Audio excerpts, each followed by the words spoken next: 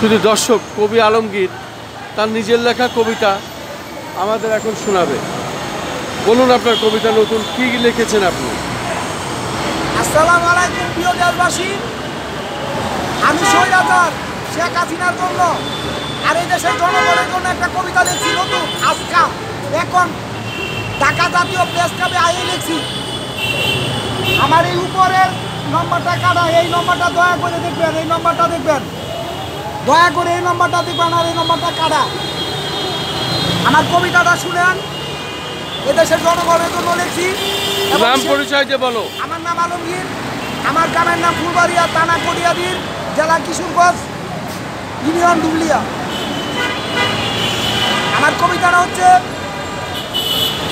শুনো শেখ হাসিনা প্রশ্ন জেগেছে বাংলার সকল স্তরে, জনগণের মনে, বলো তুমি উত্তর দিবে কিনা।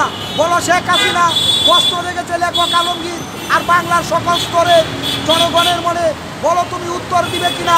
তুমি মুজিবের মেয়ে কিনা, তুমি মুজিবের মেয়ে কিনা। যদি তুমি মুজিবের মেয়ে হতে তাহলে বাংলার বুকে থাকতে, হয়তো বা বাংলাদেশের মানুষের হাতে মরতে, তবুও তো বাবার মতো একটা ইতিহাস করতে। বলো শেখ হাসিনা সত্য কিনা, তুমি মুজিবের মেয়ে কিনা। দেখেছি টেলিভিশন আর এলইডির পর্দায়, দেখেছি টেলিভিশন আর এলইডির পর্দায়, বলেছ তুমি বারবার তাই এদেশ তোমার, তোমার বাবার। তবে আমরা বাংলার জনগণের মনে প্রশ্ন জেগেছে এবার, তুমি পালিয়েছ কেন ভাই। এই প্রশ্নের উত্তর তুমি দিবে কিনা। বলো শেখ হাসিনা তুমি মুজিবের মেয়ে কিনা, তুমি মুজিবের মেয়ে কিনা।